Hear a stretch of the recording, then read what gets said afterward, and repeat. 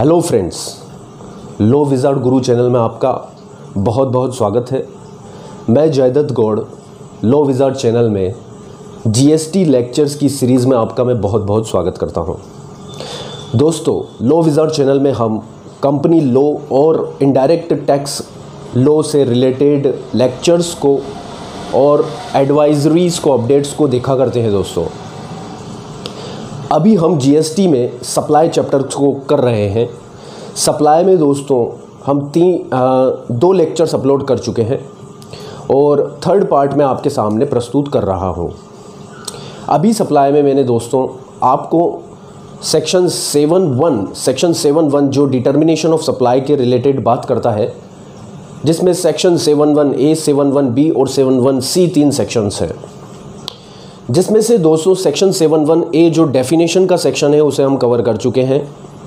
उसके साथ ही हमने पार्ट 2 के अंदर कंसीडरेशंस, गुड्स और सर्विसेज की डेफिनेशन को भी देखा था। मैं क्विक रिकैप आपको सेक्शन 7.1A का बता देता हूं। दोस्तों, सेक्शन 7.1A सप्लाई की डेफिनेशन बताता है। दोस्तों, सप्लाई की डेफिनेशन में सेक्शन 7.1A में बताया गया कि any types of supply of goods और सर्विसेज, किसी भी तरह की सप्लाई यदि आप गुड्स की या सर्विसेज की करते हैं, जैसे कि sale, exchange, lease, licence, rental, barter, transfer या any other kinds of movement in goods और सर्विसेज, तो वो सप्लाई कहलाएगा। यदि आपने ये मूवमेंट किया, ये एक्टिविटी जो की है, उसके लिए आपने कंसिडरेशन चार्ज किया है, और दूसरा इन द कोर्स और फर्दरेंस ऑफ बिजनेस में आपने वो प्रोवाइड किया है। दो मोस्ट इंपॉर्टेंट कंडीशन थी 7.1A की कि कंसिडरेशन सर होना चाहिए और इन द कोर्स और फर्दरेंस ऑफ बिजनेस में होना चाहिए, तो वो सप्लाई कहलाएगा। बाय एनी पर्सन लिखा हुआ है, किसी के भी द्वारा किया गया हो, ठीक है। टू अदर पर्सन नहीं लिखा हुआ है। एक्साइज लॉ में टू अदर पर्सन लिखा हुआ था, ठीक है। एक्साइज लॉ में मैन्युफैक्चरिंग की डेफिनेशन में टू अदर पर्सन लिखा हुआ था, वो अब हटा दिया गया है। इसका मतलब ये हुआ कि कोई भी व्यक्ति किसी भी व्यक्ति को दे, वो स्वयं को भी सर्विस प्रोवाइड कर सकता है, स्वयं को भी सप्लाई कर सकता है, स्वयं को भी गुड्स डिलीवर कर सकता है। तो सेल्फ सर्विस भी इसमें शामिल है। दोस्तों, फिर कंसिडरेशन की हमने डेफिनेशन देखी थी, फिर गुड्स की और सर्विसेज की हमने डेफिनेशन देखी थी। तो दोस्तों, आज स्पेसिफिकली हम देखने जा रहे हैं सेक्शन 7.1B भी डिटर्मिनेशन ऑफ सप्लाई का सेक्शन है, but specifically import of services को इसमें कवर किया जाता है। दोस्तों, बेसिकली इंपोर्ट ऑफ सर्विसेज को इसमें कवर किया जाता है। तो हम स्टार्ट करते हैं इंपोर्ट ऑफ सर्विसेज के रिलेशन में सेक्शन 7.1B, और साथ में ही हम कुछ पार्ट देखेंगे 7.1C का, जो इंपोर्ट ऑफ सर्विसेज के केस में हमें बताता है कि क्या चीज़ सप्लाई मानी जाएगी और क्या सप्लाई मानी नहीं जाएगी। तो देखते हैं दोस्तों, बने रहिए। तो ये रहा दोस्तों आपके सामने 7.1B का डायग्राम, ठीक है। इसे सिंप्लीफाइड फॉर्म में समझने की कोशिश करते हैं। 7.1B specifically sir import of services के रिलेशन में बात करता है। इसी के साथ 7.1C प्लस शेड्यूल 1 और पैरा नंबर 4 भी हम देखेंगे। 7.1C के शेड्यूल 1 और पार्ट नंबर 4, पैरा नंबर 4 भी हम देखेंगे, ठीक है। जो 7.1C है वो विदाउट कंसिडरेशन वाले केसेस की बात करता है, और 7.1B विद कंसिडरेशन वाले केसेस की बात करता है। सर हो क्या रहा है, देखते हैं। सर आपने किया इंपोर्ट ऑफ सर्विसेज, आपने क्या किया, इंपोर्ट ऑफ सर्विसेज। आपने सर्विसेज को इंपोर्ट किया कहाँ से, ओवरसीज सप्लायर से, जो आउटसाइड इंडिया है। ये ओवरसीज सप्लायर है, ये इंडिया से बाहर सिचुएटेड है। आपने वहां से इंडिया के अंदर इंपोर्ट किया है सर्विसेज को दोस्तों, ठीक है। तो दो केसेस हो सकते हैं, या तो आपने उसके लिए कंसिडरेशन दिया हो, या फिर विदाउट कंसिडरेशन आपने सर्विस इंपोर्ट की हो। सर्विसेज बहुत सारी हो सकती है दोस्तों, जैसे कि एग्जांपल एडवोकेट की सर्विसेज आप ले रहे हैं, कंसल्टेंसी की आप सर्विसेज ले रहे हैं, ठीक है। आईटी रिलेटेड सॉफ्टवेयर्स को आपको तैयार करवाना है, उससे रिलेटेड सर्विसेज दे रहे हैं। आईटी सॉफ्टवेयर को अपडेट करवाना चाहते हो, आप सर्विसेज ले रहे हैं। तो दोस्तों दो केसेस हो सकते हैं, कंसिडरेशन देंगे आप, कंसिडरेशन देंगे, या फिर कंसिडरेशन नहीं देंगे। तो कंसिडरेशन जहां पर आपने नहीं दिया है वो स्पेसिफिकली केसेस 7.1C में देखे जाएंगे। समझ रहे हैं दोस्तों मेरी बात? जहां कंसिडरेशन आपने उसके लिए नहीं दिया वो केसेस 7(1)(c) के अंदर देखे जाएंगे, और जहां पर कंसिडरेशन दिया है वो केसेस 7(1)(b) के अंदर देखे जाएंगे, जो कि स्पेसिफिकली इंपोर्ट ऑफ सर्विसेज की बात करता है। तो आपने कंसिडरेशन का पेमेंट किया। अब दो चीजें हो सकती है, आपने जो सर्विसेज इंपोर्ट करी है वो आपके कोर्स ऑफ बिजनेस में या फर्दरेंस ऑफ बिजनेस में की है। एफओबी का मतलब दोस्तों फर्दरेंस ऑफ बिजनेस, बिजनेस को बढ़ाने के लिए या इन द कोर्स ऑफ बिजनेस में आपने सर्विसेज इंपोर्ट की हो सकती हैं। दूसरा केस हो सकता है सर हमने जो सर्विसेज इंपोर्ट करी है वो बिजनेस के लिए नहीं है और ना ही इन द कोर्स और ना ही फर्दरेंस ऑफ बिजनेस के लिए, ना ही बिजनेस को बढ़ावा देने के लिए है। वो इसका मतलब ये हुआ कि हमने जो सर्विसेज इंपोर्ट की है वो पर्सनल कंजम्पशन के लिए है, हमारे पर्सनल यूज के लिए, हमारे बिजनेस के लिए हमने सर्विसेज नहीं ली है। ओके सर, सर्विसेज आप किसी भी पर्सन से ले सकते हैं और कोई भी व्यक्ति सर्विस इंपोर्ट कर सकता है, यानी कि यहां पर पर्सन, प्रोवाइडर ऑफ सर्विस और रिसीवर ऑफ सर्विस को डिफाइन नहीं किया गया है, स्पेसिफिकली बताया नहीं गया है, स्पेसिफाइड नहीं किया गया है। यानी कि कोई भी व्यक्ति सर्विस दे सकता है, कोई भी व्यक्ति सर्विस दे सकता है, कोई भी व्यक्ति सर्विस इंपोर्ट कर सकता है, रिसीव कर सकता है, अवेल कर सकता है। ओके सर, यदि कोर्स ऑफ बिजनेस में या फर्दरेंस ऑफ बिजनेस में आपने सर्विस ली है, अपने बिजनेस के लिए सर्विस ली है, उसके लिए कंसिडरेशन भी पे कर दिया है, एक्सपोर्टर ये पैसा लीजिए, ये सर्विस हमें अवेल करवाइए, ये सर्विस हमें हमारे बिजनेस के लिए चाहिए, ठीक है, तो वो सप्लाई कही जाएगी दोस्तों 7(1)(b) के अंदर। वो सप्लाई कहाँ कही जाएगी? 7(1)(b) of the CGST act के अंदर। सर वो सप्लाई कही जाएगी 7(1)(b) of the CGST act के अंदर। ओके दोस्तों, अब यदि आपने इन द कोर्स और फर्दरेंस ऑफ बिजनेस में नहीं ली है तो भी सर वो सप्लाई कही जाएगी section 7(1)(b) of CGST act के अंदर। तो सर आपने अलग अलग क्यों लिखा? अलग अलग इसलिए लिखा क्योंकि उसका रिलेवेंस आपको बाद में समझ में आएगा कि जीएसटी को पे करने की लायबिलिटी होगी भी कि नहीं होगी। इन द कोर्स और फर्दरेंस ऑफ बिजनेस में जीएसटी को पे करने की लायबिलिटी होगी भी कि नहीं होगी। यदि फर्दरेंस ऑफ बिजनेस के लिए इन द कोर्स ऑफ बिजनेस में नहीं ली है तो फिर जीएसटी पे किया जाएगा या नहीं किया जाएगा, किया भी जाएगा तो किसके द्वारा किया जाएगा। इसीलिए इन दो पार्ट्स को मैंने अलग बनाया है। तो अभी तो केवल बात इतनी समझ में आती है कि यदि कंसिडरेशन हम चुका के आए हैं, चाहे इन द कोर्स और फर्दरेंस ऑफ बिजनेस में हो या फिर इन द कोर्स और फर्दरेंस ऑफ बिजनेस में सर्विसेज इंपोर्ट ना की गई हो, चाहे इन द कोर्स और फर्दरेंस ऑफ बिजनेस में सर्विसेज इंपोर्ट की गई हो या फिर इन द कोर्स और फर्दरेंस ऑफ बिजनेस में सर्विसेज इंपोर्ट ना की गई हो, पर्सनल कंजम्पशन के लिए सर्विसेज इंपोर्ट की गई हो और जिसके लिए कंसिडरेशन दे दिया गया है, तो सर ये बात तो निश्चित है, सर ये बात तो निश्चित है पूरी तरह से कि वो सेक्शन 7(1)(b) के अंदर ऑफ द CGST एक्ट के अंदर सप्लाई कही जाएगी। बहुत आनंद है सर, मजा आ रहा है सर। ओके, तो समझ में आ रही है बात मेरे दोस्तों? ठीक है सर, समझ में आ रही है सर बात पूरी। आगे आप बताइए कि नेचर क्या होगा उसका, उस सप्लाई का नेचर क्या होगा? उस सप्लाई का नेचर होगा इंटर स्टेट सप्लाई, वो कही जाएगी इंटर स्टेट सप्लाई। और इंटर स्टेट सप्लाई किस एक्ट के अंदर? IGST एक्ट के सेक्शन 7 के अनुसार। IGST एक्ट का सेक्शन 7 ये कहता है कि सर यदि आप इंपोर्ट करते हैं ना सर्विसेज को, इंडिया के बाहर से यदि आप इंपोर्ट करते हो तो वो इंटर स्टेट सप्लाई कही जाएगी, वो इंटर स्टेट सप्लाई कही जाएगी। यहाँ पर सेक्शन 7 दो है, एक तो सेक्शन 7(1)(b) जो है वो CGST एक्ट का है जो कि डिटर्मिनेशन ऑफ सप्लाई की बात करता है। अब नेचर ऑफ सप्लाई की यदि हम बात करें तो नेचर ऑफ सप्लाई के लिए सेक्शन 7 IGST एक्ट का है जो कहता है कि ये इंटर स्टेट सप्लाई है। ओके सर, इसके बाद देखते हैं ये क्या लिखा है सर, इसको रब कर दीजिए। इसके बाद देखते हैं कि यहाँ क्या होती है सिचुएशन और यहाँ पर क्या होती है। देखते हैं दोस्तों, क्या देखते हैं? पहला केस इन द कोर्स और फर्दरेंस ऑफ बिजनेस हमने पढ़ा, दूसरा केस पढ़ा हमने, ये पहला केस था। रेड पेन यूज़ लीजिए सर, रेड पेन। ये पहला केस था, ये दूसरा केस था, ठीक है। ये ए कंडीशन थी, ठीक है, ये बी कंडीशन है। ओके सर, पहला केस जब आपने कंसीडरेशन का पेमेंट कर दिया, इन द कोर्स और फर्दरेंस ऑफ बिजनेस में लिया, तो वो सप्लाई होगी, वो इंटर स्टेट सप्लाई होगी और इंटर स्टेट सप्लाई पर IGST लगता है। अब इसे मैंने ये फर्स्ट केस को इधर लिख दिया है, सेकंड केस को इधर लिख दिया है, इसे अभी नहीं लिया है, बी क्लोज को मैंने अभी नहीं लिया है, विदाउट कंसिडरेशन वाला केस मैंने अभी नहीं लिया है। इसके नीचे देखते हैं हम, जब इन द कोर्स और फर्दरेंस ऑफ बिजनेस में है, विद कंसीडरेशन में है, तो वो सप्लाई कहा जाएगा। पक्का इतना दोस्तों, ठीक है। अब यहाँ पर देखते हैं जीएसटी की लायबिलिटी किसके ऊपर आएगी। जीएसटी की लायबिलिटी किस पर ऊपर आएगी? ये फर्स्ट केस में जब आपने कंसिडरेशन का पेमेंट किया है, इन द कोर्स और फर्दरेंस ऑफ बिजनेस में लिया है और उसके सप्लाई बनाया है, तो जीएसटी किसके द्वारा पे किया जाएगा?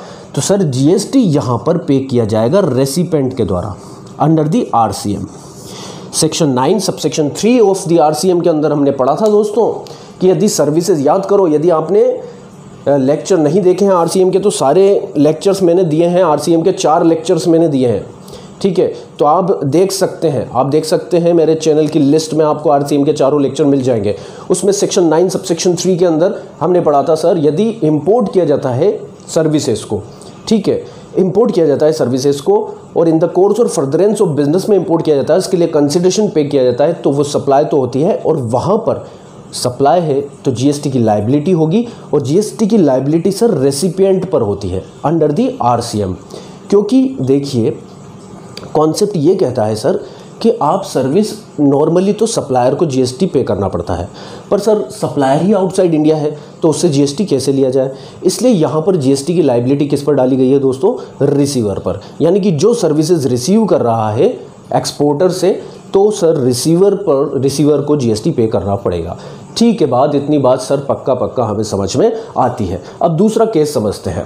जब इंपोर्ट ऑफ सर्विस हुआ है with consideration but personal consumption के लिए हुआ है। पर्सनल कंजम्पशन यानी कि मेरा लैपटॉप का सॉफ्टवेयर ख़राब हो गया था और वो चल नहीं रहा था, उसमें बहुत ही इंपॉर्टेंट डेटा था मेरा पर्सनल, और मैं सही करवाना चाहता हूं दोस्तों, एग्जांपल ले रहा हूं, सही करवाना चाहता हूं। इंडिया में कोई उसे सही नहीं कर सकता, ठीक है। आपने एक सॉफ्टवेयर देखा होगा एनीडेस्क, ठीक है, एनीडेस्क से आपके सॉफ्टवेयर पर एक्सेस हो सकता है, ठीक है। तो मान लीजिए कुछ टेक्निकल सॉफ्टवेयर इशू ऐसा है, मान लीजिए वो जो मेरा सॉफ्टवेयर था वो इंपोर्टेड सॉफ्टवेयर था और उसकी टेक्निकल इश्यूज़ को केवल आउटसाइड इंडिया कोई टेक्नीशियन ही सही कर सकता है, तो मैं उसकी इंडिया के बाहर से सर्विसेज ले रहा हूँ। वो एनीडेस्क से मेरे सॉफ्टवेयर पर एक्सेस करेगा, मेरे कंप्यूटर पर एक्सेस करेगा और उस सॉफ्टवेयर को सही करेगा, ठीक है।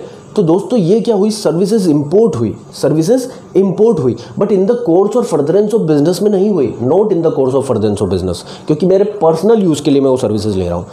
जैसे कि आउटसाइड इंडिया से आप ऑनलाइन कुछ पर्सनल इंग्लिश स्पोकन क्लासेस ले रहे हैं या टीचिंग क्लासेस ले रहे हैं, ठीक है, या कोई ट्रेनिंग इंडक्शन प्रोग्राम्स के अंदर आप ट्रेनिंग ले रहे हैं, वो आउटसाइड इंडिया से ले रहे हैं आप, तो आप क्या ले रहे हैं? सर्विसेज ले रहे हैं, आउटसाइड इंडिया से सर्विसेज ले रहे हैं और उसके लिए कंसिडरेशन पे कर रहे हैं, बट वो आपके बिजनेस के लिए नहीं ले रहे, पर्सनल इंडक्शन और ट्रेनिंग के लिए आप ले रहे हैं। इंग्लिश सीखना चाहते हैं या फिर कुछ टेक्निकल ट्रेनिंग सीखना चाहते हैं आप, ठीक है। तो दोस्तों यहाँ पर नोट इन द कोर्स और फर्दरेंस ऑफ बिजनेस में आपने लिया, तो सर वो सप्लाई तो है, 7(1)(b) में सप्लाई तो है, पर उस पर बात करेंगे हम जीएसटी की लायबिलिटी की। तो सर जीएसटी के लिए कहा गया कि पर्सनल यूज़ के लिए यदि आपने सर्विसेज इंपोर्ट की है, जो सप्लाई तो बनती है 7(1)(b) के अंदर, पर उस पर जीएसटी नहीं लिया जाएगा। सोचो ना, आपकी मदर ऑनलाइन कुकिंग सीख रही हैं, ठीक है, ऑनलाइन कुकिंग सीख रहे हैं या कुकिंग क्लासेस उन्होंने ज्वाइन कर रखी है, या फिर आपने ही कोई ऑनलाइन बुक परचेज़ करी है, या फिर बुक रीड कर रहे हैं आप ऑनलाइन किसी की, ठीक है, उसके लिए पेमेंट करते हुए, तो पर्सनल कंजम्पशन के लिए आप ये सर्विसेज ले रहे हैं दोस्तों, तो क्या गवर्नमेंट आप पर जीएसटी लगा देगी? क्योंकि एक्सपोर्टर पे तो लगा नहीं सकते, क्योंकि वो तो इंडिया के बाहर है। तो दोस्तों यहाँ पर एग्जम्पशन लाई गई है कि चाहे वो सप्लाई है पर उस पर जीएसटी नहीं लगेगा, यानी कि रिसीवर को भी जीएसटी पे नहीं करना पड़ेगा। बट एक्सेप्शन है सर, इसका एक एक्सेप्शन है, यदि ये देखिए मैंने सेकंड केस में यहाँ पर लिखा हुआ है, ये सेकंड केस है, ये वाला सेकंड केस है कि एग्जम्प्ट है सर, किसी भी तरह का जीएसटी नहीं लगेगा, बट एक्सेप्शन है उसका। Online information database access and retrieval की सर्विसेज यदि आप लेते हैं, OIDAR, online information database access and retrieval की सर्विसेज यदि आप लेते हैं आउटसाइड इंडिया से, तो सर जीएसटी की लायबिलिटी होगी सप्लायर के ऊपर on the basis of UIN, यानी कि यूनिक आइडेंटिफिकेशन नंबर। जो आउटसाइड इंडिया सप्लायर है, जो ऑनलाइन इंफॉर्मेशन डेटाबेस एक्सेस और रिट्रीवल की सर्विसेज आपको दे रहा है, तो उसे एक तरह से जीएसटी पे करना होगा। किस बेसिस पर? UIN के बेसिस पर। इसका मतलब ये हुआ दोस्तों कि यदि वो ऑनलाइन इन्फॉर्मेशन डेटाबेस एक्सेस की सर्विसेज आपको प्रोवाइड कर रहा है और आप उसे यूज़ ले रहे हैं अपने पर्सनल पर्पस के लिए, उसके लिए कंसिडरेशन पे कर रहे हैं, तो जीएसटी पे किसको करना पड़ेगा? सप्लायर को, जो आउटसाइड इंडिया सिचुएटेड है, और उसे जीएसटी पे करने के लिए एक यूनिक आइडेंटिफिकेशन नंबर दिया जाएगा। ऑब्वियसली जीएसटी तो उसे ही पे करना पड़ता है जो रजिस्टर्ड पर्सन हो, और ये एक्सपोर्टर तो रजिस्टर्ड पर्सन है ही नहीं, यानी कि इसके पास GSTIN नंबर नहीं है, जीएसटी नंबर इसके पास नहीं है। तो सर ये जीएसटी पे कैसे कर सकता है? सर जीएसटी की लाइबिलिटी को पे ऑफ करने के लिए इसे एक नंबर इशू किया जाएगा, उसे कहते हैं UIN, यानी कि यूनिक आइडेंटिफिकेशन नंबर। उस UIN नंबर के बेसिस पर ये एनरोल करेगा जीएसटी पोर्टल पर और जीएसटी का पेमेंट करेगा, तभी ये इंडिया में किसी भी व्यक्ति को पर्सनल पर्पस के लिए, पर्सनल कंजम्पशन के लिए ऑनलाइन इन्फॉर्मेशन डेटाबेस एक्सेस और रिट्रीवल की सर्विसेज दे सकता है, क्योंकि वो सप्लाई भी बनती है और उस पर जीएसटी की लाइबिलिटी भी सप्लायर पर आती है, चाहे वो इंडिया से बाहर ही क्यों ना हो। बस वो जीएसटी का पेमेंट UIN के बेसिस पर करेगा, यानी कि यूनिक आइडेंटिफिकेशन नंबर उसे प्रोवाइड किया जाएगा, उसके थ्रू वो ऑनलाइन पोर्टल पर एक्सेस करेगा और उसके थ्रू वो जीएसटी का पेमेंट करेगा, तब वो जीएसटी, तब वो ये इस तरह की सप्लाई कर सकता है, online information database access and retrieval की सर्विसेज दे सकता है। तो सर हमने ये केस ख़त्म किए हैं यहाँ पर केवल और केवल विद कंसिडरेशन वाले इंपोर्ट ऑफ सर्विसेज के केस में। अब हमें देखना है विदाउट कंसिडरेशन के केसेस। विदाउट कंसिडरेशन के केसेस को फटाफट देखते हैं दोस्तों।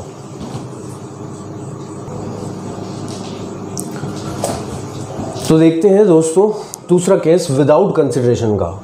हमने सर्विसेज इंपोर्ट करी है आउटसाइड इंडिया से, ठीक है सर, बट उसके लिए हम कंसिडरेशन पे नहीं कर रहे हैं। तो सर आपने बताया था कि जब आप विदाउट कंसिडरेशन यानी फ्री ऑफ कॉस्ट सर्विसेज को इंपोर्ट करते हैं तो सर सेक्शन लगता है 71C, क्योंकि विद कंसिडरेशन वाले केसेस तो 71B में स्पेसिफिकली कवर थे और without consideration of import of services वाले केस 71C के अंदर कवर होते हैं। तो सर ये 71C के केसेस हैं जो रेड पेन से मैंने लिखे हैं, ठीक है, इधर वाला पार्ट, इस पॉइंट से इधर वाला पार्ट, ठीक है सर।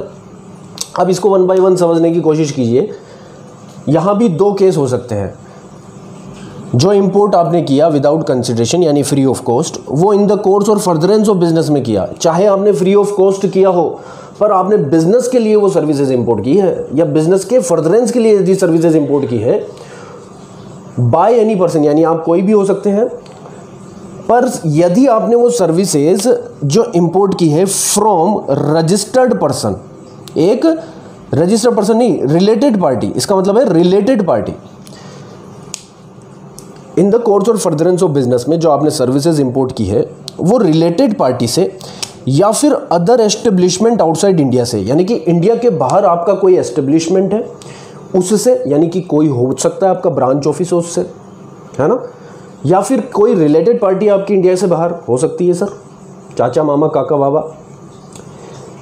तो इन दोनों से यदि आपने ये सर्विसेज इंपोर्ट करी है और उसको फ्री ऑफ कॉस्ट किया है, कोई पैसा नहीं दिया, और दूसरा बिजनेस के पर्पस के लिए की थी, बिजनेस का पर्पस इंपॉर्टेंट है दोस्त, कि इन द कोर्स और फर्दरेंस ऑफ बिजनेस में आपने इंपोर्ट की है दोस्तों, तो वो सप्लाई होगा under section 71C schedule first के पेरा नंबर 4 के अंदर।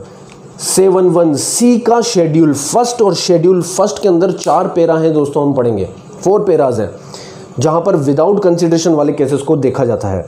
ओके, तो सर यहाँ पर पेरा नंबर 4 के अंदर वो इंटर स्टेट सप्लाई बनेगा और जीएसटी की लाइबिलिटी आएगी। यहाँ पर पेरा नंबर 4 के अंदर शेड्यूल 1 के वो इंटर स्टेट सप्लाई होगी, और इंटर स्टेट सप्लाई हम जानते हैं obviously import of services, import of goods भी इंटर स्टेट सप्लाई होते हैं, और उस पर जीएसटी की लाइबिलिटी आएगी सर, और जीएसटी की लाइबिलिटी आरसीएम के अंडर रेसिपिएंट पर आएगी, यानी कि सर्विस रिसीवर जो इंपोर्ट कर रहा है सर्विसेज को वो जीएसटी यहाँ पर पे करेगा। मान लीजिए मैं इंपोर्ट कर रहा हूँ, मैं उसके लिए कंसिडरेशन पे नहीं कर रहा, मैंने इन द कोर्स और फर्दरेंस ऑफ बिजनेस यानी कि मेरे बिजनेस को बढ़ाने के लिए, मेरे बिजनेस के पर्पस के लिए सर्विसेज इंपोर्ट की है, पर यदि वो सर्विसेज मैंने एक रिलेटेड पार्टी से जो मेरी इंडिया से बाहर सिचुएटेड है, या फिर और एक अदर एस्टेब्लिशमेंट जो मेरा बिजनेस का हो सकता है, मैं बिजनेसमैन हूँ या मेरी कॉर्पोरेट एक कंपनी है, क्योंकि एनी पर्सन यहाँ बोला है, एनी पर्सन इंडिविजुअल भी हो सकता है और एक कॉर्पोरेट भी हो सकता है या एक फर्म भी हो सकता है दोस्तों, ठीक है, ये कोई भी हो सकता है, एनी पर्सन। तो इस बंदे ने रिलेटेड पार्टी से या अदर एस्टेब्लिशमेंट आउटसाइड इंडिया से यदि सर्विसेज इंपोर्ट की है और उसके लिए कंसिडरेशन नहीं दिया है, पर वो उसके बिजनेस के लिए उसने इंपोर्ट की है, तो वो सप्लाई बनेगी दोस्तों सेक्शन 71C के अंदर। सेक्शन 71C के शेड्यूल फर्स्ट के पैरा नंबर 4 के अंदर। शेड्यूल फर्स्ट के अंदर 4 पैरा है, पैरा नंबर 4 के अंदर वो सप्लाई है। और सर यदि वो सप्लाई है तो उस पर आगे जीएसटी की बातें की जाएगी। ओके, एक चीज़, एक सप्लाई यदि डिटरमाइन हो जाए, हम देख रहे हैं चैप्टर में केवल सप्लाई, अभी सेक्शन 7(1) के अंदर सप्लाई का डिटर्मिनेशन, ठीक है, क्लासिफिकेशन की बात नहीं कर रहे हैं हम, गुड्स है या फिर सर्विसेज है। आगे और जाके हमने बात करी है जीएसटी की कि जीएसटी की लायबिलिटी सर उस पर सर्विस रिसीवर पर आएगी, यानी कि मुझ पर आएगी। ऑब्वियसली यदि मैंने रिलेटेड पार्टी आउटसाइड इंडिया से या फिर अदर एस्टेब्लिशमेंट आउटसाइड इंडिया से इन द कोर्स और फर्दरेंस ऑफ बिजनेस मेरे बिजनेस के लिए सर्विसेज इंपोर्ट की है और चाहे मैंने उसके लिए कंसिडरेशन का पेमेंट नहीं किया, वो 71C के शेड्यूल फर्स्ट के पैरा नंबर 4 के अंदर सर सप्लाई कहलाएगी और उस पर जीएसटी मुझे पे करनी पड़ेगी अंडर दी आरसीएम, यानी कि रिवर्स चार्ज मैकेनिज्म के अंदर रिसीवर को जीएसटी पे करनी पड़ेगी। तो दोस्तों ये सब चीज़ें हम एग्जाम्पल करेंगे अगली क्लास में, हम इन सब चीज़ों को समझने के लिए और एग्जाम्पल करेंगे, ठीक है। और अगली क्लास का लिंक मैं डिस्क्रिप्शन में प्रोवाइड कर दूंगा, लेक्चर फर्स्ट का, लेक्चर सेकंड का भी लिंक मैं आपको प्रोवाइड कर दूंगा। तो निश्चिंत रहिएगा, एग्जाम्पल के साथ चीज़ों को समझेंगे। अच्छा, दूसरी दशा क्या हो सकती है विदाउट कंसिडरेशन की इन द कोर्स और फर्दरेंस ऑफ बिजनेस? जब मैंने सर्विस इंपोर्ट करी है वो रिलेटेड पर्सन और अदर एस्टेब्लिशमेंट आउटसाइड इंडिया से नहीं की है, इन दो को छोड़कर किसी भी अदर पर्सन से मैंने सर्विसेज इंपोर्ट की है, यानी कि कोई अदर पर्सन जो कि मेरा रिलेटेड पर्सन नहीं था, रिलेटेड पार्टी नहीं था और अदर एस्टेब्लिशमेंट भी नहीं था, मेरा कोई एस्टेब्लिशमेंट भी नहीं था, तो 71C के शेड्यूल फर्स्ट के पैरा 4 के अंदर वो सप्लाई नहीं होगा ऑब्वियसली। और सर वो सप्लाई माना ही नहीं जाएगा, और उस पर ये देखिए एरो, उस पर जीएसटी की चर्चा भी नहीं होगी, उस पर कोई जीएसटी नहीं पे कर रहा है सर, उससे सर एग्जम्प्ट माना गया है। उसे क्या माना गया है? एग्जम्प्ट माना गया है, उस पर कोई जीएसटी की बातें नहीं होगी। ओके, उस पर किसी भी तरह की जीएसटी की बातें नहीं होगी। ओके सर, अब ये लास्ट केस हमारा बचता है, जब सर्विसेज हमने इंपोर्ट की है विदाउट कंसिडरेशन और जो सर्विस हमने इंपोर्ट की है वो हमारे बिजनेस के लिए भी नहीं है, ना तो हमने उसे पैसा दिया और ना ही बिजनेस के लिए सर्विसेज हम ले रहे हैं, तो नॉट इन द कोर्स और फर्दरेंस ऑफ बिजनेस में हमने सर्विसेज ली है, तो सर वो 71C के शेड्यूल फर्स्ट के पैरा 4 के अंदर सप्लाई नहीं है और उस पर भी किसी भी तरह की जीएसटी की बातें नहीं होगी। यानी सर मैं आपको इतना सा समझाना चाहता हूँ दोस्तों, भाइयों, बंधुओं, जो भी आप मुझे जिस भी नाम से पुकारना चाहो, विदाउट कंसिडरेशन के साथ यदि आपने सर्विस इंपोर्ट की है तो 71C लगेगा, यहाँ सर 71C लग जाएगा, 71C। अब बात करेंगे कि वो क्या सप्लाई है, तो सप्लाई होना नहीं होना सर उसका डिपेंड करता है दो कंडीशन पर। एक तो वो इन द कोर्स और फर्दरेंस ऑफ बिजनेस में इंपोर्ट की गई हो और दूसरा रिलेटेड पार्टी या अदर एस्टेब्लिशमेंट आउटसाइड इंडिया से इंपोर्ट की गई हो। तो 71C के schedule first 71C red with schedule first para number 4 के अंदर वो सप्लाई बन जाएगी और उस पर जीएसटी की लायबिलिटी आएगी रिसीवर पर अंडर दी आरसीएम। दूसरा केस होता है कि विदाउट कंसिडरेशन, तो 71C का ये सारा केस 71C का है दोस्तों, बट वो in the course of furtherance of business, हाँ in the course of furtherance of business में भी है, पर वो इसके अलावा किसी अदर पर्सन से है तो जीएसटी की बात नहीं होगी 71C के शेड्यूल फर्स्ट के पैरा 4 में। और दूसरा केस जो विदाउट कंसिडरेशन आपने सर्विसेज इंपोर्ट की है वो in the course of furtherance of business में भी नहीं है, ना तो पैसा दिया ना ही मेरे बिजनेस से रिलेटेड है, तो सर 71C के शेड्यूल फर्स्ट के पैरा 4 में वो जीएसटी के अंदर, वो सप्लाई के अंदर नहीं आएगी और उस पर जीएसटी की चर्चा नहीं होगी, वो एग्जम्प्ट होगी। ठीक है, तो दोस्तों ये सब चीज़ें हमने समझी है, बहुत इंपॉर्टेंट लेक्चर है, बहुत इंपॉर्टेंट टॉपिक है दोस्तों। 71B import of services read with 71C without consideration, 71B with consideration वाला केस है, 71C विदाउट कंसिडरेशन वाला केस है। तो दोस्तों ये सारी बातें हमें कंसोलिडेट की है मैंने आपको इंपोर्ट ऑफ सर्विसेज के केस में, आप इसे राइट डाउन कर लीजिएगा और समझने के लिए यदि आप और चाहें तो लेक्चर को, इस वीडियो को रिवाइज़ कर दीजिएगा। दोस्तों इसी तरह का सपोर्ट बना के रखना, आगे के और वीडियोस आपके लिए लाता रहूँगा। सप्लाई की सीरीज़ बहुत ही इंपॉर्टेंट है दोस्तों, और वीडियो को अपने दोस्तों के साथ शेयर कर देना। CA, CS, CMA के स्टूडेंट्स और प्रोफेशनल कोर्सेज़ के स्टूडेंट्स, UPSC की तैयारी करने वाले स्टूडेंट्स इस वीडियो को देख सकते हैं, BCom के स्टूडेंट्स वीडियो को देख सकते हैं, ठीक है। और जिनके लिए भी जो भी ज़रूरतमंद हैं, जो भी इसकी नॉलेज लेना चाहते हैं, उनके साथ दोस्तों शेयर कर देना। और सब्सक्राइब नहीं किया हो तो सब्सक्राइब कर देना दोस्तों, बेल आइकन को प्रेस कर देना ताकि मेरे वीडियोस की नोटिफिकेशन आपको मिलती रहे। और इसी तरह से सपोर्ट बनाए रखना दोस्तों। जय हिंद, good bye, see you, bye bye. और मैं सभी की शुभकामनाएं और अच्छे स्वास्थ्य की कामना करता हूं दोस्तों। Bye bye.